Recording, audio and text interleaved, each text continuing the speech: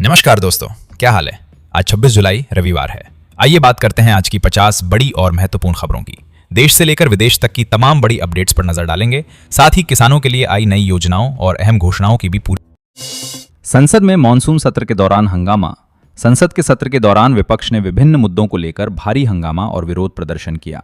मुख्य रूप से पेपर लीक विरोधी कानून, शिक्षा नीति और रोजगार के मुद्दों को लेकर सरकार को घेरने की कोशिश की गई।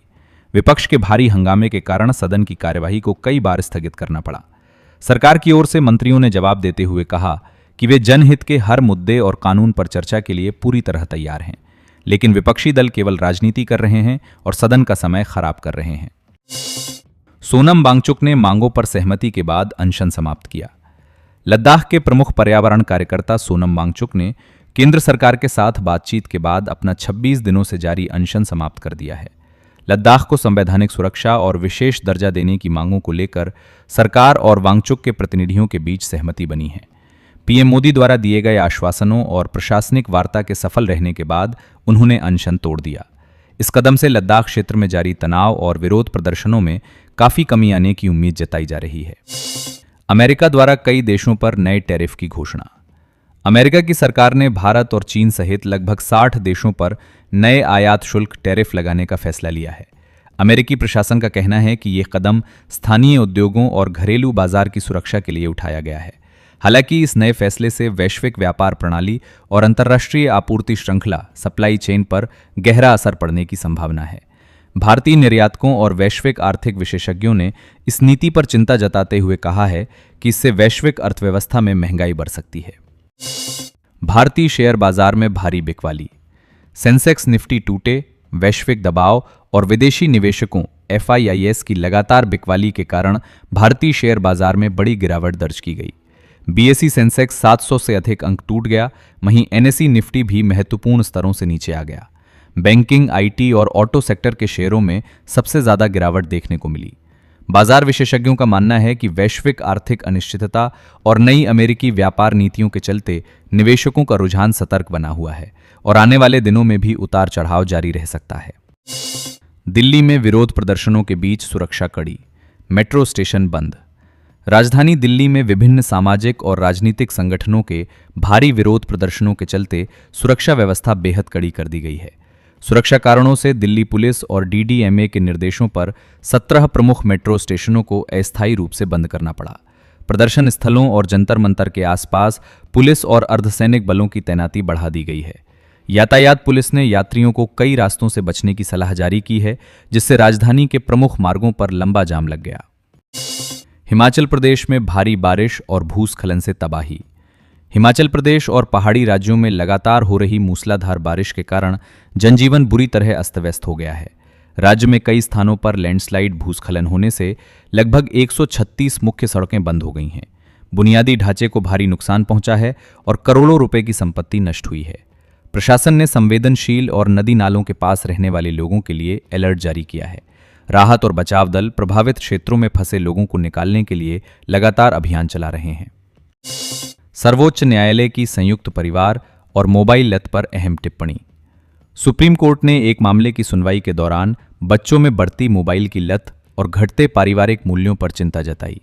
अदालत ने टिप्पणी की कि आधुनिक समाज में माता पिता की जगह धीरे धीरे मोबाइल फोन ले रहा है, जो बच्चों के मानसिक विकास के लिए एक बड़ी आपदा की तरह है।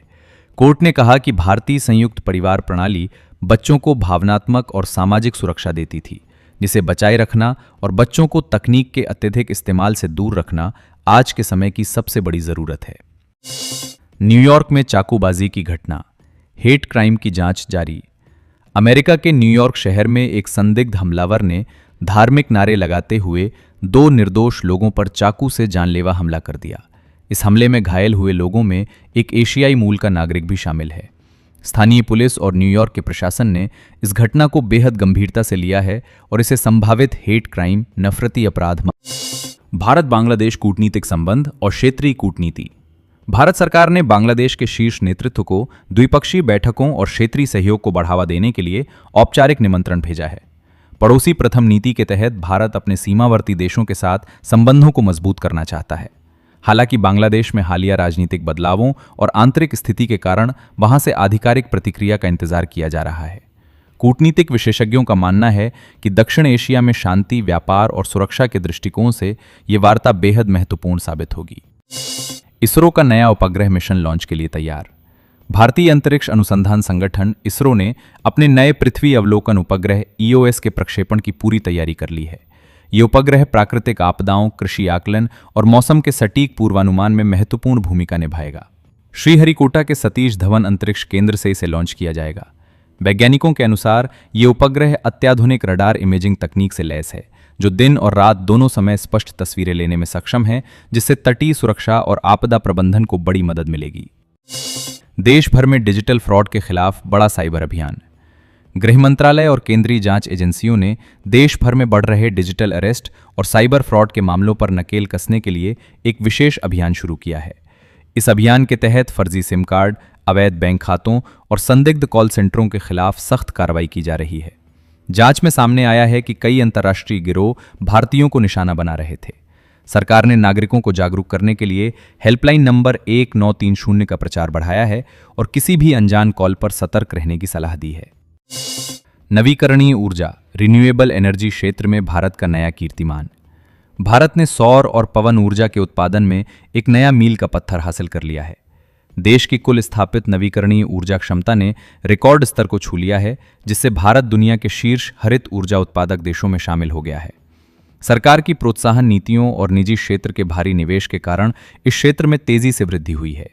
ऊर्जा विशेषज्ञों का कहना है कि ये सफलता भारत के 2070 तक नेट जीरो उत्सर्जन के लक्ष्य को हासिल करने की दिशा में एक बहुत बड़ा कदम है।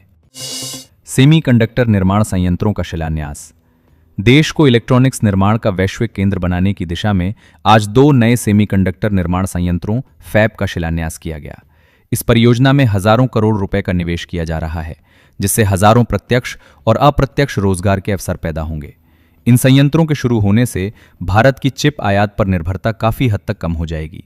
ऑटोमोबाइल, मोबाइल और इलेक्ट्रॉनिक्स उद्योगों के लिए स्थानीय स्तर पर चिप की आपूर्ति सुनिश्चित हो सकेगी, जिससे देश की आपूर्ति श्रृंखला मजबूत होगी। वैश्विक कच्चे तेल की कीमतों में उछाल से बढ़ी चिंता। मध्य पूर्व में जारी तनाव और वैश्विक मांग में बढ़ोतरी के कारण अंतर्राष्ट्रीय बाजार में कच्चे तेल की कीमतों में फिर से उछाल देखने को मिल रहा है। ब्रेंट क्रूड के दाम बढ़ने से भारत जैसे प्रमुख तेल आयातक देश के लिए व्यापार घाटा बढ़ने की चुनौती खड़ी हो गई है। आर्थिक विश्लेषकों का मानना है कि यदि कच्चे तेल की कीमतें लंबे समय तक ऊंची बनी रहीं तो इसका सीधा असर माल ढुलाई और दैनिक उपयोग की वस्तुओं की कीमतों पर पड़ सकता है, जिससे महंगाई का दबाव बढ़ सकता है। CBSE और राज्य बोर्डों का पाठ्यक्रम में बड़ा बदलाव। राष्ट्रीय शिक्षा नीति NEP के तहत केंद्रीय माध्यमिक शिक्षा बोर्ड CBSE और कई राज्य बोर्डों ने स्कूली पाठ्यक्रम में बड़े बदलावों की घोषणा की है। नए पाठ्यक्रम में व्यावहारिक ज्ञान, कोडिंग, पर्यावरण जागरूकता और व्यावसायिक कौशल वोकेशनल स्किल पर अधिक जोर दिया गया है। रटने की परंपरा को खत्म करने के लिए परीक्षा पैटर्न में भी बहुविकल्पीय और योग्यता आधारित प्रश्नों की संख्या बढ़ाई गई है। शिक्षाविदों ने इस कदम की सराहना की है और इसे छात्रों के सर्वांगीण विकास के लिए आवश्यक बताया है। स्वास्थ्य मंत्रालय ने जारी की नई राष्ट्रीय पोषण नीति। देश से कुपोषण और एनीमिया को खत्म करने के उद्देश्य से स्वास्थ्य एवं परिवार कल्याण मंत्रालय ने एक नई राष्ट्रीय पोषण नीति और दिशा निर्देश जारी किए हैं। इस नीति के तहत आंगनवाड़ी केंद्रों और प्राथमिक विद्यालयों में दिए जाने वाले मिड डे मील की गुणवत्ता और पोषण स्तर में सुधार किया जाएगा। इसके अतिरिक्त गर्भवती महिलाओं और नवजात शिशुओं के स्वास्थ्य की निगरानी के लिए एक विशेष डिजिटल ट्रैकिंग सिस्टम लागू किया जा रहा है, ताकि जमीनी स्तर पर जरूरतमंदों तक समय पर सहायता पहुंच सके। भारतीय एथलीटों का अंतर्राष्ट्रीय खेल प्रतियोगिताओं में शानदार प्रदर्शन। अंतर्राष्ट्रीय खेल स्पर्धाओं में भारतीय खिलाड़ियों ने अपना दबदबा कायम रखते हुए कई स्वर्ण और रजत पदक अपने नाम किए हैं। विशेष रूप से निशानेबाजी, बैडमिंटन और एथलेटिक्स में भारतीय एथलीटों ने नया व्यक्तिगत सर्वश्रेष्ठ प्रदर्शन दर्ज किया है। खेल मंत्रालय और राष्ट्रीय खेल संघों ने पदक विजेताओं के लिए नकद पुरस्कार और बेहतर प्रशिक्षण सुविधाओं की घोषणा की है। इस शानदार प्रदर्शन से देश भर के युवाओं में खेलों के प्रति नया उत्साह और प्रेरणा देखने को मिल रही है। गंगा और प्रमुख नदियों की सफाई के लिए नए treatment plant. Namami Gange mission के तहत गंगा और उसकी सहायक नदियों को प्रदूषण मुक्त बनाने के लिए 6 नए सीवेज ट्रीटमेंट प्लांट STP का उद्घाटन किया गया है। इन आधुनिक संयंत्रों के चालू होने से औद्योगिक कचरे और अकृत सीवेज के पानी को नदियों में गिरने से रोका जा सकेगा।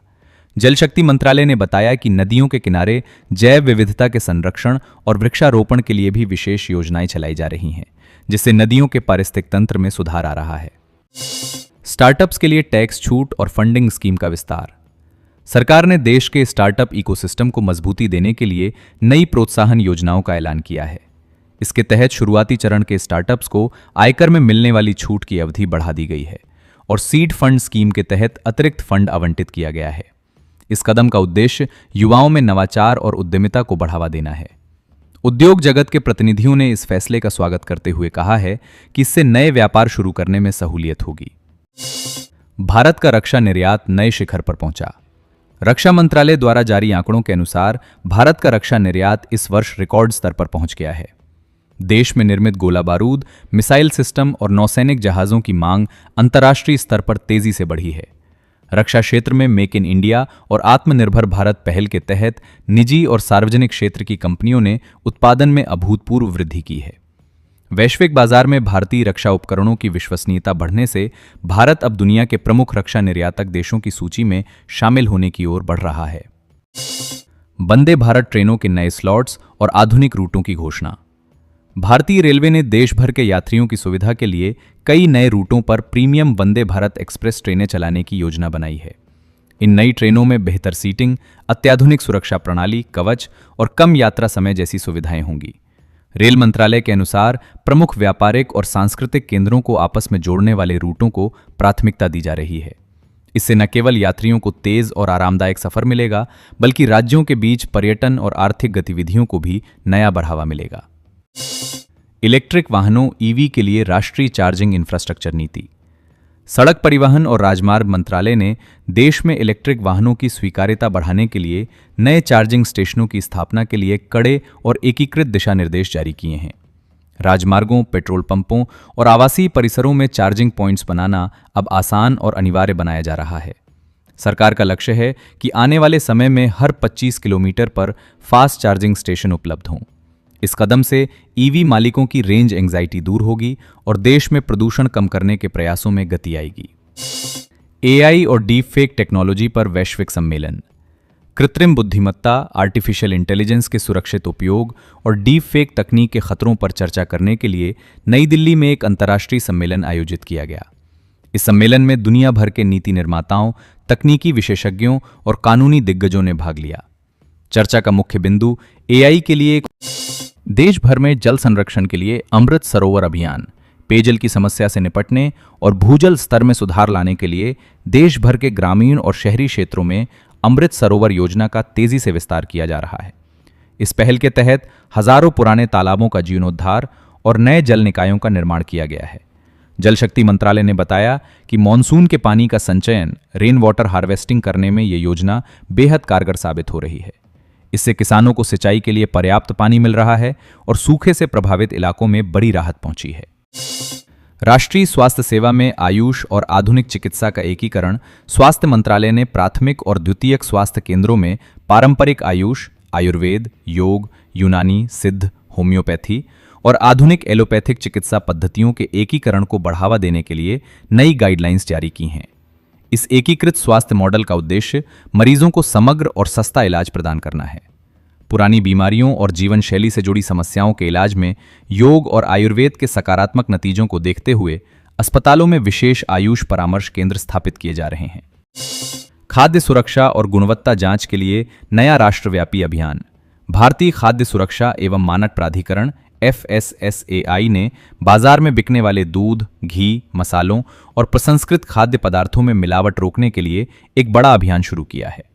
विभिन्न शहरों में मोबाइल फूड टेस्टिंग लैब तैनात की गई हैं, जो मौके पर ही सैंपलों की जांच कर रही हैं। गुणवत्ता मानकों का उल्लंघन करने वाले निर्माताओं और विक्रेताओं के खिलाफ सख्त कानूनी कार्रवाई और भारी जुर्माने का प्रावधान किया गया है, ताकि आम जनता तक शुद्ध और सुरक्षित भोजन पहुंच सके। पूर्वोत्तर राज्यों में इंफ्रास्ट्रक्चर और कनेक्टिविटी का विस्तार। पूर्वोत्तर भारत के विकास को गति देने के लिए सरकार ने कई बड़ी बुनियादी ढांचा परियोजनाओं को मंजूरी दी है।